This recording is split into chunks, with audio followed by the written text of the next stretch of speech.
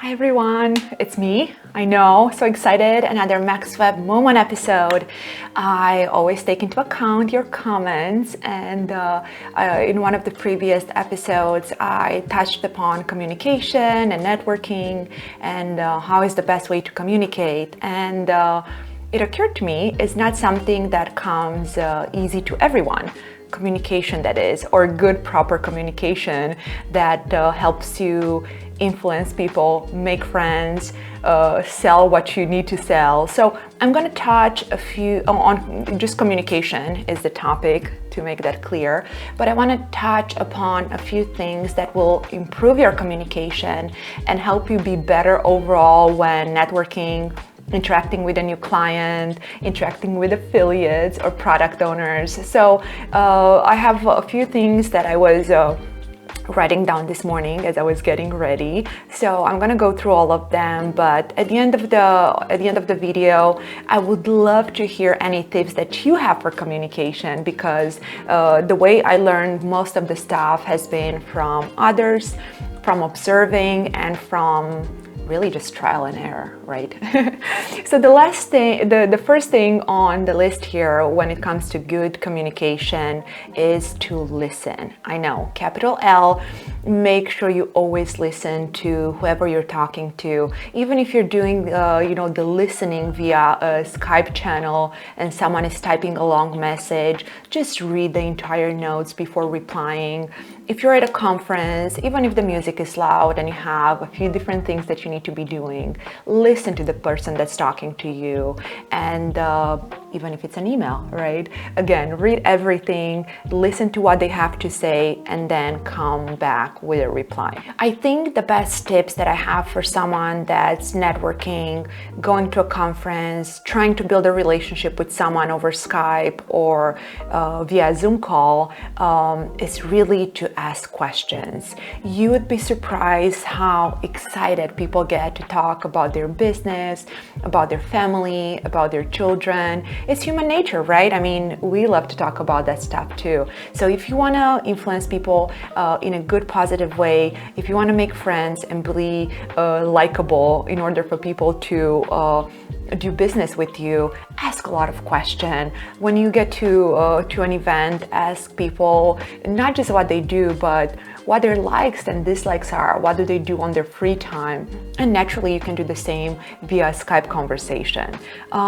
Try not to interrupt. That's a really important one. Even if you have something important to say, make a mental note and just come back to it later. It's really not okay to interrupt people when they're talking, and that goes for Skype too. We use Skype a lot in our industry to chat, and the worst thing is when you're typing and someone else is typing at the same time. Just give the person space to write down everything they have and then come back and address every point in order, especially because you can quote specific sections on Skype. That's really important. As we're talking about Skype, I realized one of the worst things that people do, especially in our industry, is when they reach out on Skype, they say either, "Hi, how are you?" They send a wave, or "How's it going?"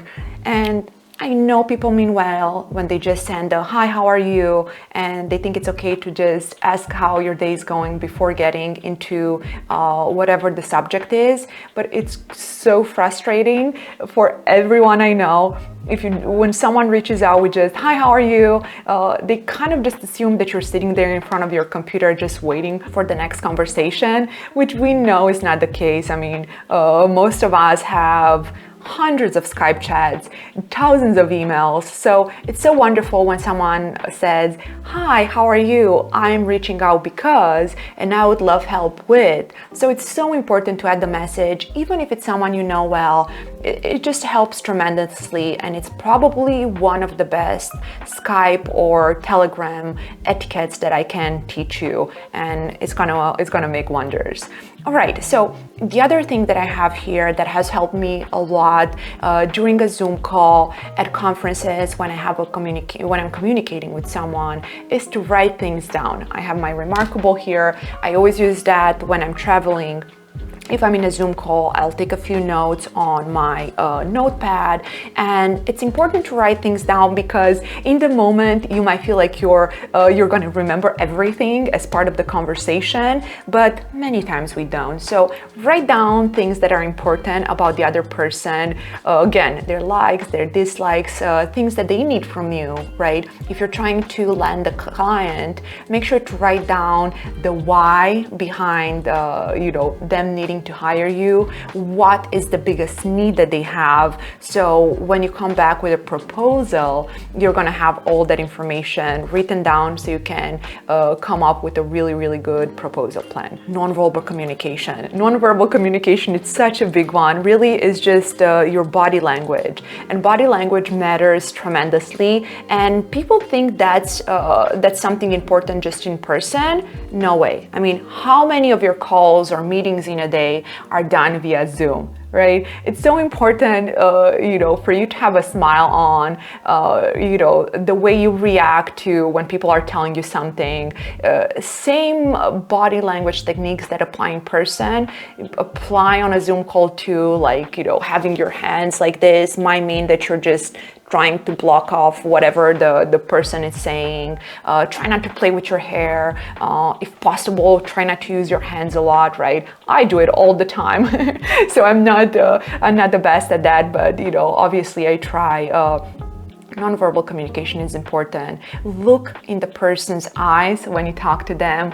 That's a really, really good, important one, just so they feel like you're really listening, that you are present and you are there for them. Think before you speak. I think that's a great one, right? In a business environment, I think we do that most of the time, but as we get more comfortable with people that we work with, we might forget, and we might ask about a personal situation at a networking event, and that might be a trigger for them. It might not be something that they want others to know. So really think about anything that you have to say before speaking. Always pause. I mean, I think that's the best advice. Even if you're going to do a speech on a big stage, if you're going to do a presentation, or just in general when you have a one-on-one, just pause for a moment before asking, before replying. Give yourself a breather to make sure you're not just blurting out anything that crosses your mind. Pause. Be brief yet specific. We want to be nice and we want to listen, but when someone goes on a rampage of telling you, a million things about a specific topic that could probably be said in two sentences, it can get frustrating. So try to be specific. Even if you talk about yourself, actually specifically if you talk about yourself, don't go in a personal detailed history of 20 minutes about who you are and how you got there, because people will ask you if they care, or even if they care, maybe they care but they don't need to know all the details because everyone is so busy, and that might sound harsh, right? But just keep things specific as to why you got into the industry, top 2 things that people should know about you, and just let them ask more questions about you and your history if they're interested. Don't talk about yourself more than you have to. For email communication, it sounds like a no-brainer and a really important one, but I had to add it to my list here when I was typing this out for you this morning. Check your message before pressing send, right? I still do that to the day, no matter how busy I am. You'd be surprised how many times you have the wrong information, or when you have a thread with many coworkers or many people from outside the organization, maybe you just want to reply to 2 of them to tell them how to reply to the bigger thread. And if you're not careful, you could be sending that message to everyone. So just always read the information. Obviously, typos are not sexy. You don't want to have a lot of typos in there or grammatical errors. If English is not your main language, that's fine. Use Grammarly. A lot of my team members use it. They love it. It's such a great way to check your emails before sending them to make sure you have a good message out there. Another good one, especially for us in our industry, because we use so much time on Skype or Telegram or Slack or emails. If you feel like someone that you're working with or a potential client is more inclined to have a different vibe over a phone call, just pick up the phone or ask them to have a Zoom call. It's no secret that I love Skype communication, emails, because I'm all about productivity, and I feel like Zoom calls always waste a lot of the time when you can be multitasking. But with that said, I have at least 4 Zoom meetings every day, because some things can only be done in a meeting where the other person can see your expressions, they can understand your intentions better, and it just helps overall. Because I know some people, I might be comfortable with written communication, but a lot of people are not. And I know a lot of people are worried about not coming off rude when they type, so they are more comfortable themselves with a call. So when in doubt, pick up the phone, schedule a call, and make sure the person can hear you at least, if not both hear you and see you. And 2 more things, I promise, because we want to keep this short and sweet. Don't ever talk down to the person that you are addressing.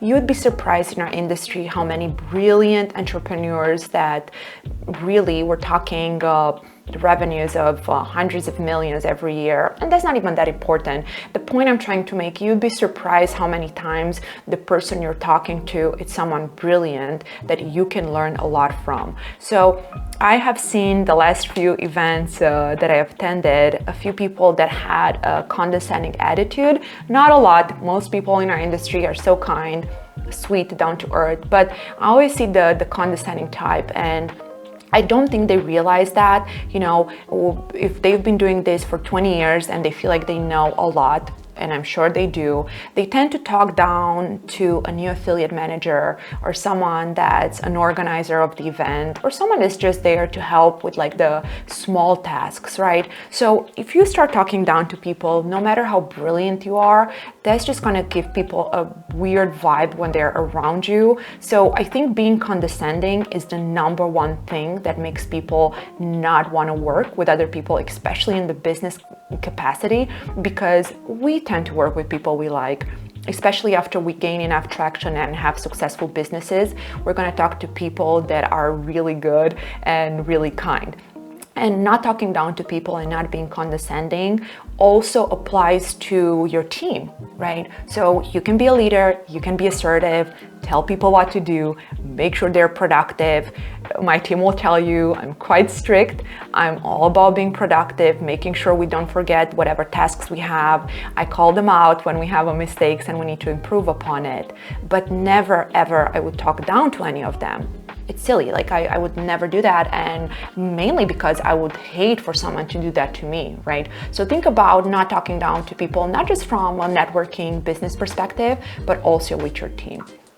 And the last thing I have here on the list is a really common sense one, but I feel like is what got me into a lot of business partnerships and made me love other people, is always telling the truth, right? I know we tend to gloat or talk about how awesome our businesses are and increase the numbers that we have, but again, it's a small industry. Almost everyone knows everyone. So telling the truth is like the #1 thing you should be doing when you walk into any conversation. If you're trying to get a new client, believe me, they're going to appreciate it more, even if you tell them this is your first time doing that specific project, than pretending like you have done this a million times and then falling short. They will be more inclined to understand and give you a bit more slack if you are honest from day one. And same goes with your team. Be transparent, explain why certain things are not working, while certain, budget approvals are in place or financial aspects. Be as transparent as you can and always tell the truth. All right, that's, I think I could go on this topic for another hour, but it's just a MaxWeb moment, so we want to keep it short and sweet. Leave a comment below and tell me a really good tip or trick that you have when it comes to communication, and it can be verbal or written communication. I'm always so excited to see what works for others. Thank you so much for listening, and I really, really appreciate you.